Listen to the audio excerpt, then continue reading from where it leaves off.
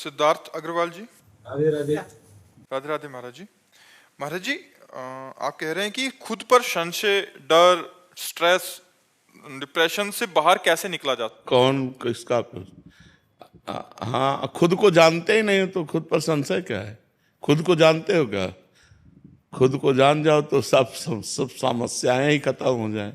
आप भगवान के स्वरूप हैं। आप विमुख होकर के अपने को मनुष्य शरीर में आसक्त कर लिए हैं। मनुष्य शरीर की आवश्यकताओं की पूर्ति करने के लिए हम जब उतरे भोगों में तो इतनी आवश्यकताएं बढ़ा ली कि आपसे उन आवश्यकताओं की पूर्ति करते करते खुद को भूल करके इतनी बड़ी गलतियां बन गई कि मन मलिन हो गया। अब वही मन ओवर थिंकिंग, ज्यादा सोच में, गलत सोचों में, जरा सी बात में भी भय कर बैठना, जरा सी बात में संशय हो जाना, अब ये सब दुख के कारण है। बिना अध्यात्म के इस दुख को तो दूर किया नहीं जा सकता। इसलिए भोगेश्वर प्रसक्ता नाम तयापहत चेतसाम व्यवसायत्मिका बुद्धि समाधौ न विधीयते। जो भोग और ऐश्वर्य में रत बुद्धि है, जिनका चित्त अपरित हो गया है भोगों में, वो भगवान की तरफ चलना ही नहीं चाहते, भगवत प्राप्ति करना ही नहीं चाहते, तो उनको सुख कहाँ से मिले, शांति कहाँ से मिले? जितना भोग भोग लिए हो, किसी में शांति मिली क्या? और भोग भोग लो, क्या है ना है? जीवन व्यर्थ हो जाना है, कुछ मिलना तो है नहीं। अगर आज से संभलना चाहो तो नाम जप करना शुरू कर दो, सत्संग सुनना शुरू करो, शास्त्रों का स्वाध्याय करना शुरू करो, परोपकार करना शुरू करो, अभी शांति मिल जाएगी। नाम जप में महाराज जी क्या नाम का जप करें? अब हम तो राधा राधा जपते हैं, वृंदावन वासी हैं। अब आप देख लो, राम नाम प्रिय हो, कृष्ण नाम प्रिय हो, शिव नाम प्रिय हो, हरि नाम प्रिय हो, राम जो नाम, वो सब भगवान की सामर्थ्य है उनमें। अब हमें तो गुरुदेव ने जो राधा नाम दिया, तो राधा राधा राधा राधा नाम हमारा जीवन है। आपसे आकर्षित होकर के हम पति पत्नी आपका दर्शन लाभ लेने आए हैं। नाम जप करो, अध्यात्म में आओ। बिना अध्यात्म में आए सुख नहीं प्राप्त होगा भाई। ये जन्म मरण का दुख तो बना ही रहेगा। जब तक आप अपने स्वरूप का बोध नहीं प्राप्त करते या भगवान की भक्ति नहीं करते, तब तक मंगल नहीं हो सकता। बात पक्की समझ लो। चाहे अरबों रुपया बैंक में जमा कर लो, चाहे विश्व की सुंदरियां भोग लो, चाहे विश्व का सब वैभव एकत्रित कर लो, स्वप्न में भी शांति नहीं मिल सकती। शांति तभी मिलेगी जब परमात्मा बोध हो या भगवान के चरणों की भक्ति हो। दो में एक तो होना ही चाहिए। तो नाम जप करो, भगवान की आराधना करो, 4 रोटी में से 1 रोटी दूसरों को देने की कोशिश करो, परोपकार करो, तब मंगल होगा। पर जी आजकल ओवर थिंकिंग बहुत ज्यादा बढ़ गया है। क्योंकि जब अब सत चिंतन नहीं तो असत चिंतन ही तो होगा। मन फंसा करके तुम्हें दंड नहीं देगा, तुम मनमानी आचरण कर रहे हो तो देखो कितना पाप किया। उस पाप का क्या प्रायश्चित किया? तो इनको जलाएगा नहीं और क्या करेगा? इन्होंने कोई तपस्या की, कोई साधना की, कोई तीर्थयाटन किया, कोई धर्म कार्य किया, कोई भजन किया, लेकिन मनमानी आचरण सब होते रहे। सबसे हो रहे हैं, सबसे हो रहे हैं। हम कह रहे हैं ईमानदारी से इसी जन्म के अगर आप अपने पापों का चिंतन करें और उनका दंड मिले, तो आप सोचो कितना भारी दंड मिलेगा। एक गलती खुल जाती है ना, एक गलती तो आजीवन कारावास मिलता है। और न जाने कितने हमसे पाप ऐसे हुए, तो क्या वो कर्म हमको दंड नहीं देंगे? वो कर्म दंड देंगे, क्योंकि उन कर्म के विनाश के लिए आपने कोई साधना की, कोई अनुष्ठान किया, कोई भजन किया, कोई तो साधन भजन किया नहीं। इसलिए आप शुरू कर दो नाम जप करना। महाराज जी इतना ज्यादा चिंता बढ़ जाता है कि व्यर्थ का चिंतन। महाराज जी कल एक मिले थे, वो कह रहे थे कि अभी कुछ नहीं करते, कह रहे मैं बहुत बड़ी कंपनी खोलूंगा, फिर उसमें करोड़ों रुपए आएंगे। अगर 1 करोड़ रुपया भी बैंक में जमा हो गया तो उसका 70,000 ब्याज आएगा और 1 महीने से बहुत बढ़िया होगा।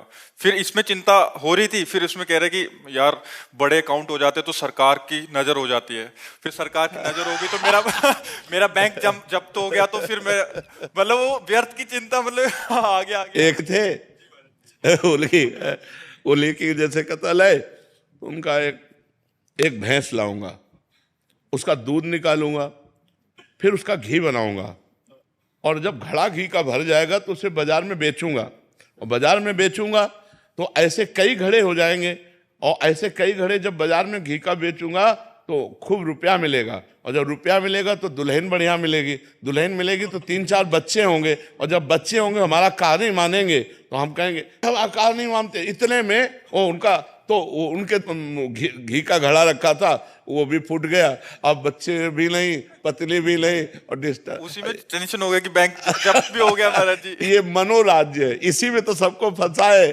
संसार को यही मनोराज्य ही तो फंसा है। इसी से हटा करके भगवान के चिंतन में लगाना चाहिए, भगवान का नाम जप करना चाहिए। नाम जप नहीं करोगे तो इसी में फंसा है, इतना बैंक बैलेंस हो गया और इतना हो जाए तो इतना हो जाए, ऐसा हो जाए वैसा, बस इसी में फंसा है। और इतना सोचते सोचते मर जाता है, होता कुछ नहीं, मर गया। जो मनुष्य जीवन इतना कीमती मिला था भगवत प्राप्ति के लिए, ब्रह्म बोध के लिए, वो भी हाथ से निकल गया। सुअर, कुत्ता, पशु पक्षी, नाना प्रकार की योनियों में से जाना होता है। नाम जप करो, सत्संग सुनो, शास्त्रों का स्वाध्याय करो, तभी बुद्धि पवित्र होगी। मोहनदास जी, राधे राधे महाराज जी। महाराज जी, भजन को कैसे बढ़ाया जाए? जैसे चाहते हैं होता नहीं है, पद में मन लगता है पर नाम जप में नहीं लगता महाराज जी।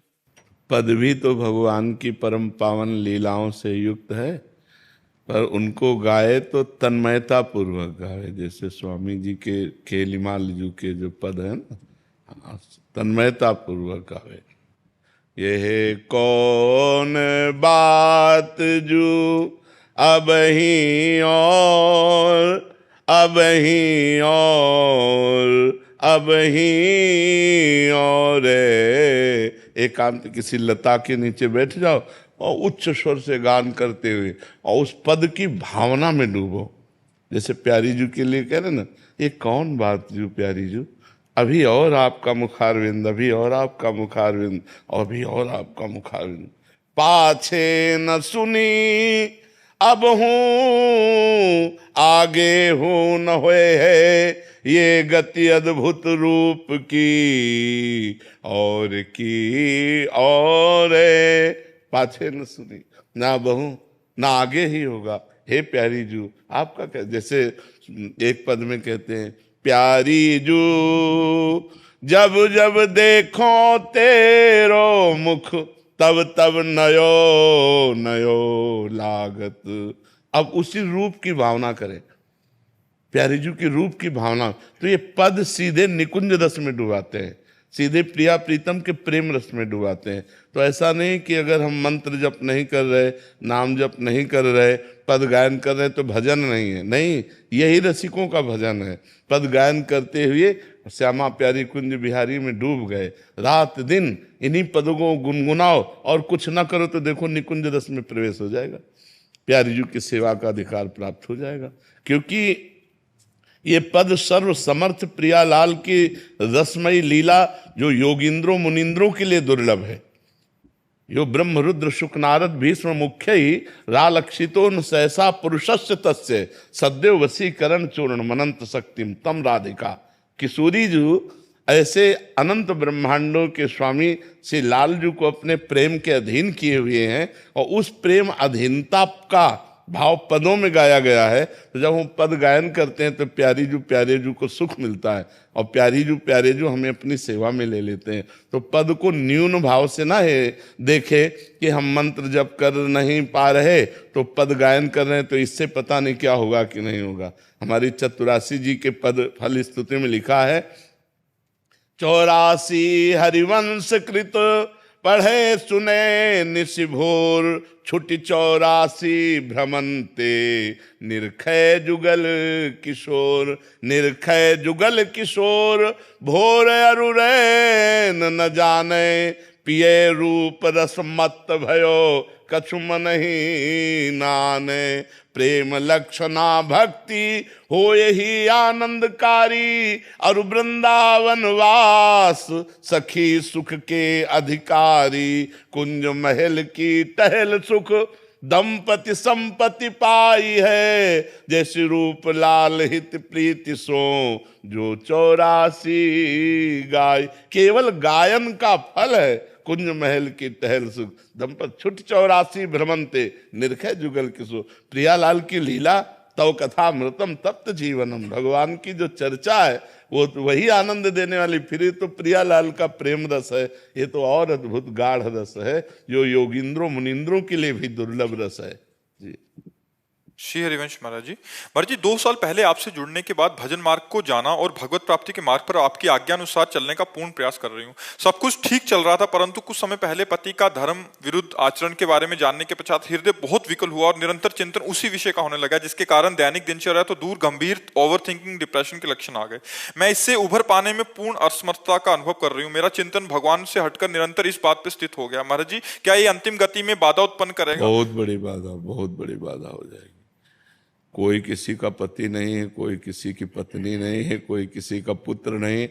अगर अपने धर्म से कोई चलता है तो हम धर्म पालन के लिए उसका सहयोग करते हैं, और अधर्म से चलता है तो अंदर से संबंध हटा दें, नहीं तो ममता से ही तो नाश होता है। और भगवान कहते सबकी ममता ताग बटोरी, मम पद मनहि बांध बर डोरी। अब मान लो पति दुराचार में स्थित हो जाए तो तुम्हारी बुद्धि इसी बात से विकल हो जाएगी कि हमें छोड़ दिया, हमारा संबंध शिथिल हो गया, वो दूसरे से संबंध कर रहा है। अब आपका जो संबंध भगवान का था उस पर ध्यान ही नहीं दे रहे कि भगवान ने हम पर कृपा की, चलो पिंड छूटा। वो संसार के भोगों के लिए दूसरे को वर्ण कर रहा है, मुझे भगवान संयम से रखकर अपनी तरफ घसीट रहे हैं, तो आनंद आ जाए, अभी आनंद आ जाए कि छोड़ो, तुम्हें तो छोड़ना ही था, आज नहीं तो कल छोड़ देते हमें, क्योंकि कौन मेरे साथ जाता। आज हमें छोड़ दिया तो मेरी समझ में आ गया कि कोई मुझे प्यार नहीं करता, प्यार करने वाले एक भगवान है। चलो अच्छा हुआ कि तुमने सही आईना हमें दिखा दिया कि कोई मेरा नहीं है। अगर ये सद्भाव लाओ तो अभी भजन और बढ़ जाए कि हे भगवान, अब तो आपके सिवा कोई है नहीं। और जब पति प्रियता जागृत होगी तो ये होगा कि देखो ये हमको छोड़कर दूसरे की तरफ, तो फिर सारी बुद्धि उधर ही चली जाएगी और राग द्वेष में फंसकर ये जन्म बर्बाद हो जाएगा और कुछ नहीं। जिसका पत्नी में राग है उसको अगला जन्म स्त्री का मिलेगा, जिसका पुरुष में राग है तो जहाँ राग है वही जन्म। तो काहे को जन्म हम भगवान की तरफ बढ़ें कि ये प्रपंच की तरफ बढ़ें, और कोई किसी का नहीं है। बिल्कुल सच्ची समझो, भोगी पुरुषों को कभी किसी से प्यार नहीं होता, केवल भोग से प्यार होता है। उससे अच्छी उसको तीसरी मिल जाए तो तीसरी से प्यार करेगा, चौथी मिल जाए तो चौथी से प्यार, उसको किसी से प्यार नहीं, उसको अपनी इंद्रिय भोग से प्यार है। तो ऐसे लोगों से क्या प्यार करे? पति रूप में हो ठीक है, भगवान ने आपको हमारा साथी बनाया था, अब आप भटक रहे हो तो हम क्या कर सकते हैं, आप भटकिए, हम तो सतमार्ग में चलेंगे। बिल्कुल शांत होकर भगवान को अपना प्रीतम मानकर नाम जप करते हुए चलिए, दुखी मत होइए। अगर दुखी होगी तो फिर कई गंदे रास्ते निकल जाते हैं। मन कहेगा अच्छा तुम जा रहे हो गलत, तो फिर अब हम भी गलत हो रहे हैं। श्री कृष्ण तो परम प्रेम है ना, यानी कि उनका प्रेम तो कभी मिटने वाला नहीं। तो आप मुझे वो दे दीजिए, क्या पता मैं उनके बाद इसको भूल जाऊंगी। मुझे श्री कृष्ण दे दीजिए। हाँ, बस उन्हीं की शरण में रहो, भगवान से यही प्रार्थना एकांत में करो रोकर, तो बड़े कृपालु हैं। हाँ, वो बहुत करुणा करते हैं। मेरे अंदर बिल्कुल पेशेंस नहीं बचा, मेरे को श्री कृष्ण चाहिए। अब अगर वो नहीं मिलेंगे तो मुझे कौन प्रेम करेगा? हाँ, खूब नाम जप करो, खूब नाम जप करो, भगवान बड़ी कृपा करते हैं।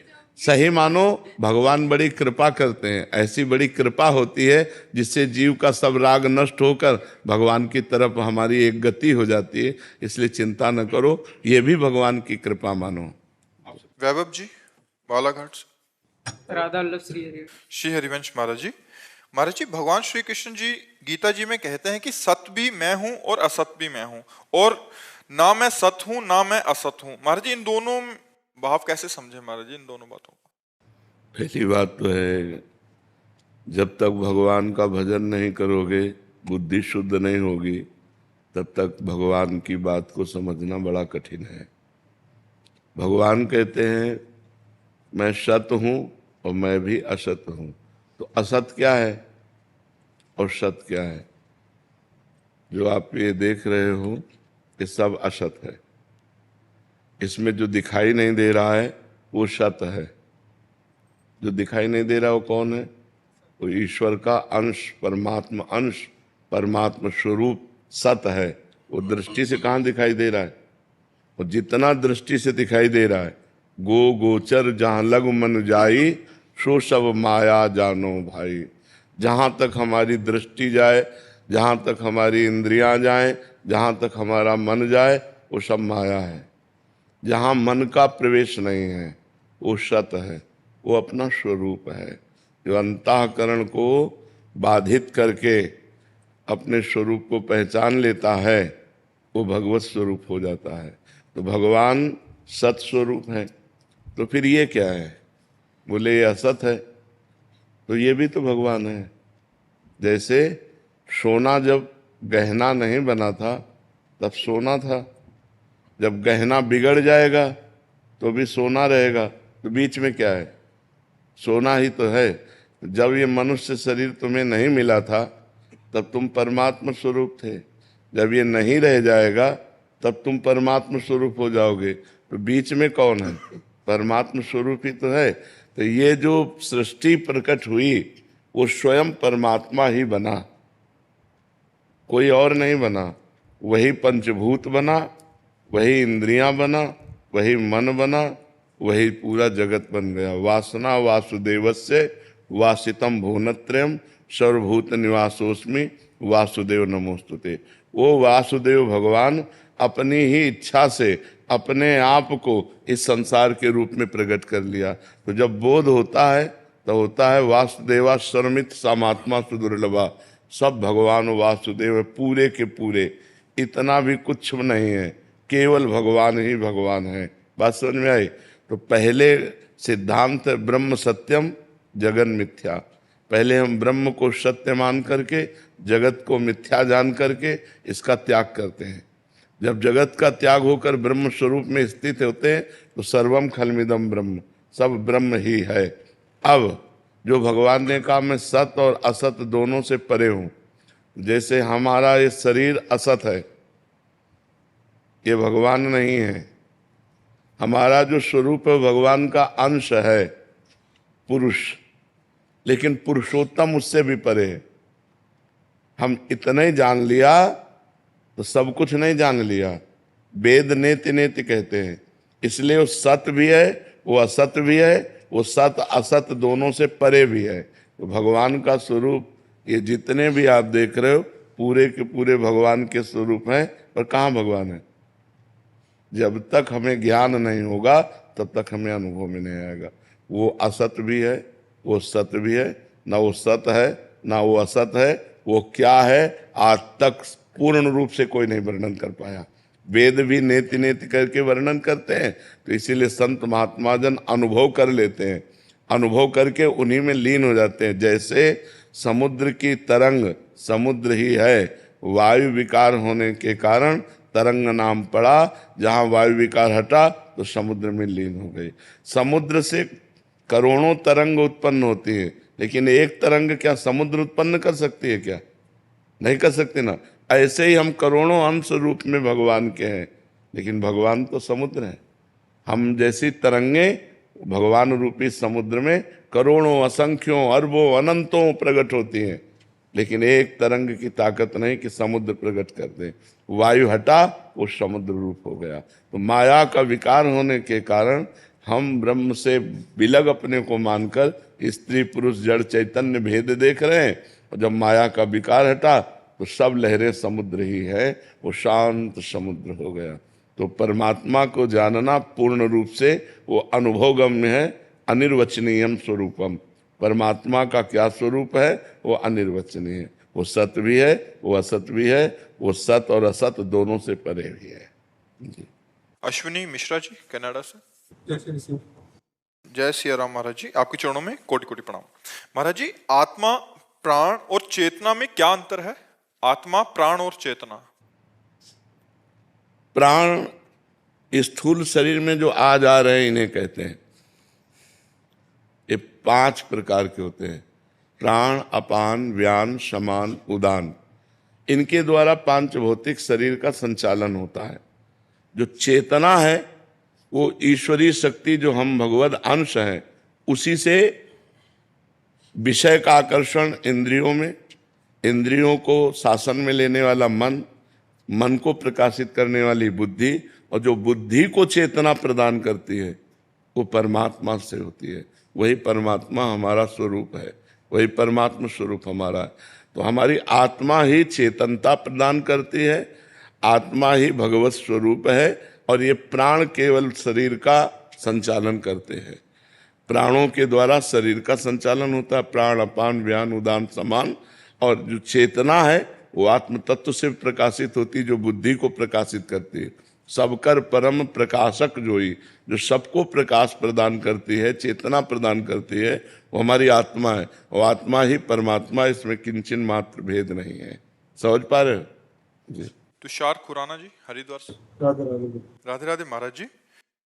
महाराज जी, नाम जप के दौरान अगर मन भटक रहा हो लेकिन भक्त का भाव सच्चा है तो क्या भगवान उस जप का फल देते हैं, उसको स्वीकार करते हैं? भाव सच्चा ना हो तो भी फल प्राप्त होता है। हमने कई बार सत्संग में बताया कि जैसे अग्नि में दाहिका शक्ति है, तो हम प्यार से छुएं, श्रद्धा से छुएं तो वो जला देगी, अश्रद्धा से छुएं तो जला देगी, भूल से छू जाए तो जला देगी, क्योंकि उसमें दाहिका शक्ति है। ऐसे भगवान के नाम में पाप नाशक, तारण शक्ति, सुख प्रदान करने वाली, भगवान को अधीन करने वाली अनंत शक्तियां विराजमान है। तो इसीलिए गोस्वामी तुलसीदास जी ने कहा, भाव कुभाव अनख आलसहु, नाम जपत मंगल दिशि दसहु। भाव से जपो या कुभाव से जपो, श्रद्धा से जपो या अश्रद्धा से जपो, तुम्हारा मंगल दसों दिशाओं में होगा। प्रारंभ में सबका मन भजन में नहीं लगता, भजन करते करते, अभ्यास करते करते हमारा मन भजन में लगने लगता है। और जब मन भजन में लगने लगता है तो मन पवित्र हो जाता है। जब मन पवित्र हो जाता है तो उसे भगवदानंद मिलता है। निर्मल जन मन सो मोहि पावा। जहां उसे भगवदानंद मिला, विषयानंद छूट गया। विषयों का आनंद का आकर्षण जहां छूटा, भगवदानंद मिला, तहां वो जीवन मुक्तता की तरफ बढ़ जाता है, वो भगवत प्राप्ति की तरफ बढ़ जाता है।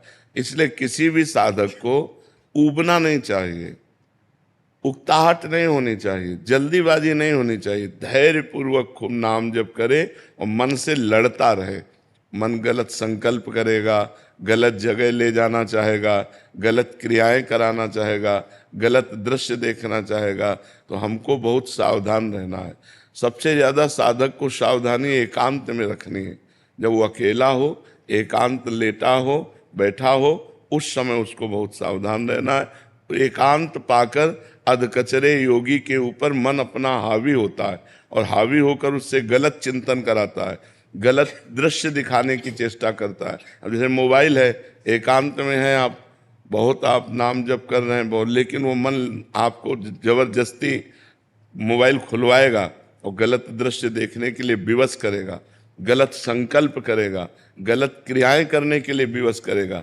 जिस साधक का एकांत पवित्र है, वो साधक का जीवन पवित्र है। समाज में तो सब होश में रहते हैं, हमारा जो होश उड़ाता है मन, वो एकांत में होता है। तो एकांत में मन हावी होकर अपनी मनमानी कराना चाहता है, इसलिए उसकी एक भी बात न माने।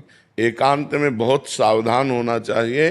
जब अकेले कमरे में बैठे हो या शयन करने जा रहे हो, उस समय बहुत सावधानी की जरूरत है कि मन हम पर हावी होकर कोई गलत क्रिया न करा ले, कोई गलत दृश्य न दिखा दे, कोई गलत संकल्प न बना दे, कोई गलत मनोराज्य में ना ले जाए। अगर हम ऐसी सावधानी रखेंगे तो नाम धीरे धीरे खुद अनुभव कराने लगेगा कि हमको कितना आनंद प्राप्त होता है।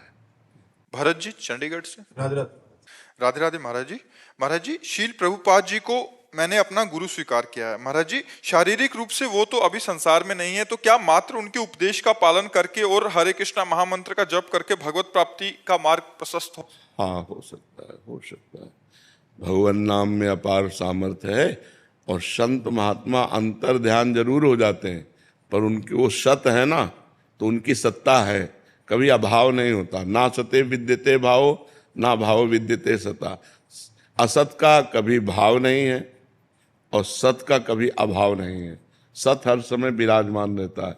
तो सत्संग, जब हम किसी महापुरुष का अपने हृदय से प्रिय भाव से वर्ण कर लेते हैं, जैसे हमने रामकृष्ण परमहंस जी को वर्ण कर लिया, उड़िया बाबा को वर्ण कर लिया, किसी भी महापुरुष, तो वो सत महापुरुष है, वो थे, हैं, रहेंगे। त्रिकाल सत होता है, सत त्रिकाल सत होता है। तो हम अगर प्रभुपाद जी को गुरु मान करके और महामंत्र का जप करें तो हमारा भगवत मार्ग प्रशस्त हो जाएगा, पर साथ में गलत आचरणों का त्याग करें। अगर गंदे आचरण करते रहे और भजन भी करते रहे तो हाथी के स्नान जैसा होगा। जैसे हाथी स्नान किया और अपने ऊपर धूल भर के डाल लिया तो उसका स्नान व्यर्थ चला गया। ऐसे ही यदि भोगों में, गलत आचरणों में, मनोराज्य में मनमानी आचरणों को करते रहे आप और भजन भी करते रहे तो आपको अनुभव में नहीं आएगा। यद्यपि भजन व्यर्थ नहीं जाएगा, आगे चल करके आपकी उन्नति होगी, लेकिन वो आगे चलना अनेक जन्म संसिद्धेर, पता नहीं कितने जन्म ले लेगा। अगर इसी जन्म में आनंद लाभ करना है तो भोगों को छोड़ना होगा, गलत भोगों को छोड़ना होगा। जैसे काम वेदना आ रही, अपनी पत्नी का संयोग समय धर्म के अनुसार करे तो पाप नहीं है, लेकिन वही काम वेदना यदि पराये स्त्री की तरफ गई तो वही पाप बन जाएगा। तो पाप आचरण से बचे। हम धर्म के द्वारा धन कमा रहे हैं, उससे हमारे परिवार का पोषण हो रहा है, ये भजन करो तो लाभ मिलेगा। और अधर्म से धन कमा रहे हैं, परिवार का पोषण कर रहे हैं, दान पुण्य भी कर रहे हैं और सोचते हैं कि हमारी सदगति हो जाएगी, तो कभी नहीं, कभी नहीं। इन बातों पर ध्यान रखे। केवल नाम जप ही नहीं, साथ में उसके परहेज भी चाहिए। सदगुरु वैद्य वचन विश्वासा, संयम यह न विषय कै आशा। यदि गंदे आचरण बंद नहीं हुए तो वो पाखंड है, वो दंभ है, वो नाटक है भजन का, वो भजन नहीं हो रहा है। बात समझ पा रहे हो? हाँ। राजेश जी भोपाल से। राधे राधे। राधे राधे महाराज जी। महाराज जी, गृहस्थ जीवन में नियम से सेवा और भक्ति में कभी कभी देर हो जाती है महाराज जी, ऐसे में कोई? गृहस्थ में सबसे बड़ा नियम रखे नाम स्मरण का। और दिनचर्या तो प्रातःकालीन, जैसे 3 बजे 4 बजे उठ के। कै बजे उठते हो? 6 बजे उठते हैं। ये कोई साधना है? कै बजे सोते हो? 11 बजे। 11। 10 बजे क्यों नहीं सोते? समय व्यर्थ क्यों करते हो? 10 बजे सो जाओ, 11, 12, 1, 2, 3, अगर 6 घंटे सो तो 4। 6 घंटे से ज्यादा सोना राक्षसी बुद्धि है, आसुरी बुद्धि है। साधक तो 4 घंटे 5 घंटे में। अब आपकी मानो गृहस्थी में क्या सेवा है मुझे तो पता नहीं। दैनिक सेवा होती है, उसमें कभी देर हो जाती तो ग्लानि महसूस होती है कि नहीं। 6 घंटे से ज्यादा सोने का नियम ना लो। और मोबाइल और टीवी, इनसे बचने की कोशिश करो यदि भगवान की प्राप्ति के मार्ग में चलना है। नहीं तो कुछ भी खोलो, यूट्यूब तो सब देता चला जा रहा है मनोरंजन। अब मोबाइल में लग गए तो घंटों मोबाइल में लग गए।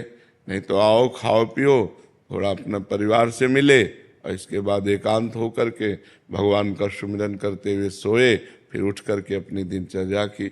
अगर 4 बजे उठ जाओ तो कितनी बढ़िया दिनचर्या बन जाए। अब ये 6 बजे 7 बजे सो करके जगने वाले क्या दिनचर्या करेंगे? जब भुवन भास्कर उदय होने वाले हैं, अब दिनचर्या क्या होगी? लोग तो 8-8, 10-10 बजे तक सोते हैं, ऐसा भी सुना है। 8 वैसे 6 बजे वाला तो बहुत कृपा पात्र माना जाता है महाराज। अच्छा अच्छा 8, 10, 11, 12, 1, 2। तो ये तो मतलब अपने जीवन को बर्बाद करना है, अपने जीवन को बर्बाद करना है, ऐसा नहीं करना चाहिए। उत्तम बात तो यही है कि ब्रह्म मुहूर्त में जग ही जाना चाहिए, सबको जग जाना चाहिए। अब जिनकी नाइट ड्यूटी उनकी बात अलग है, नहीं तो हमें लगता है ऐसी प्रमाद स्थिति नहीं रखनी चाहिए। 2-2 बजे 3-3 बजे रात तक मनोरंजन करते हैं, फिर सो जाते हैं, 10-11 बजे तक सोते हैं। तो क्या जीवन है? पशुवत जीवन है, कोई जीवन है क्या? तो पहले तो जगना सीखो, समय से उठना सीखो, 4 बजे उठना सीखो। अब क्या है, अब धीरे धीरे जीवन वृद्धावस्था की तरफ जा रहा है। अगर सावधान न रहे तो एक अवस्था सबके ऊपर आती है, मृत्यु अवस्था। वो सब हरण कर लेगी आपका, सब हरण कर लेगी। न बैंक बैलेंस जाएगा आपके साथ, न परिवार जाएगा, न ये शरीर जाएगा, तो फिर और क्या जाएगा? कुछ जाना तो है नहीं। जो जाना है वो कमा नहीं रहे, जाना है भजन। गृहस्थी में थोड़ी देर के लिए सेवा पाठ आदि कर ले, फिर हर समय उठते बैठते चलते फिरते काम करते हुए नाम जप का अभ्यास रखे। नाम जप समर्थ साधन है और इसमें कोई परेशानी नहीं है। आपको कहीं जाना है, नाम जप करते हुए जा रहे हैं, कोई कार्य कर रहे हैं, जब बात करना है तो बात अलग है, नहीं तो नाम जप कर रहे हैं, अंदर बार बार राधा राधा कृष्ण कृष्ण राम राम हरि हरि, जो नाम प्रिय हो वो नाम जप कर रहे हैं। तो नाम जप से भगवान की प्राप्ति होती। कलयुग केवल नाम आधारा, सुमिर सुमिर नर उतर ही पारा। बार बार नाम सुमिरन करने से हम इस संसार समुद्र से पार हो जाएंगे। समझ पा रहे आप? ठाकुर जी की सेवा में कभी कभी नियम से जो देरी हो जाती है तब दुख होता है वो। हाँ, वो प्रियता के कारण दुख होता है, लेकिन गृहस्थी में ऐसा कुछ नहीं है। जब समय मिले तब ठाकुर सेवा कर ले। मान लो आपको कभी सुबह से कार्य लग गए, सुबह चले जाओ कार्य में, जब समय मिले तब आओ अपने ठाकुर सेवा कर ली। गृहस्थी में ज़्यादा नियम इस बात का, इसीलिए नाम का नियम देते हैं कि उठते बैठते चलते फिरते हर समय नाम जप करो, और जब समय मिले तब ठाकुर सेवा प्रगट में कर लो, शास्त्रों का स्वाध्याय कर लो, पाठ कर लो। गृहस्थी में बहुत से कार्य हैं। मान लो कोई व्यापारी है, कोई किसान है, कोई ड्यूटी में है, कब कहाँ कैसे क्या, तो जब समय मिले तब ठाकुर सेवा पाठ कर लो, नहीं हर समय नाम जप करो।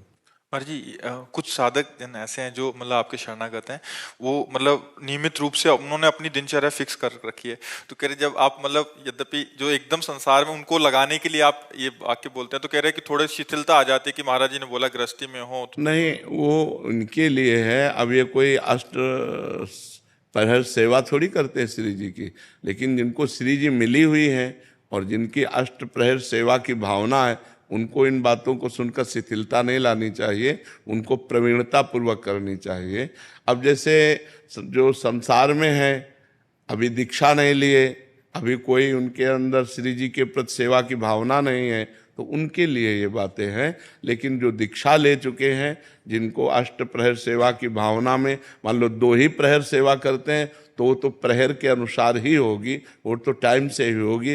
अगर टाइम के अनुसार नहीं तो फिर सेवा का क्या महत्व? क्योंकि मन आगे इतना चंचल है, वो सपोर्ट लेता है महाराज जी, कि महाराज जी ने बोला है कि इतना नहीं, थके होंगे। यही बात समझना है कि बुखार की दवा डॉक्टर 10 मरीजों को देता है, लेकिन अलग अलग देता है, एक ही थोड़ी देता है। अब कौन सा बुखार है, उसको मलेरिया है, उसको डेंगू है, उसको कौन सा बुखार, किसी को साधारण बुखार है तो साधारण टेबलेट दे दिया, हाई बुखार है तो भर्ती कर लिया। तो अब कह दे उस बुखार वाले को तो टेबलेट दे के भगा दिया, हमको भर्ती क्यों कर लिया? क्योंकि तुम सीरियस मरीज हो इसलिए भर्ती कर ली। ऐसे ही प्रश्न का उत्तर जो अधिकारी है उसके अनुसार होता है। अब जैसे आप हैं तो आपकी जो दिनचर्या है उसके अनुसार आपको बता रहे हैं कि आप नाम पर विशेष ध्यान दीजिए और जब समय मिले तब सेवा कीजिए। और ये जो दुख होता है कि समय से सेवा नहीं हुई, ये आपकी प्रियता है, भगवान की प्रति प्रियता है। पर गृहस्थी में बहुत से ऐसे कार्य हैं, पर जो नियमनिष्ठ हैं, जिन्होंने दीक्षा ले रखी है, जो श्री जी की सेवा अष्ट प्रहर करते हैं, उनको इस बात में प्रमाद नहीं लेना चाहिए कि अब 12 बजे आके मंगला कर देंगे। नहीं, मंगला के समय मंगला करो और 5 मिनट 10 मिनट में करके फिर अपने कार्य में जाओ। नहीं महाराज जी, जब आप कहते हैं ना गृहस्थी में बहुत ज्यादा कार्य होते हैं तो बड़ा सुख सा मिलता है, कह रहे कि हाँ, ले ये महाराज जी सपोर्ट कर रहे हैं। अभी चलो महाराज जी भी समझ रहे हैं हमारी बात। नहीं, अलग अलग है, अलग अलग है। सुरजी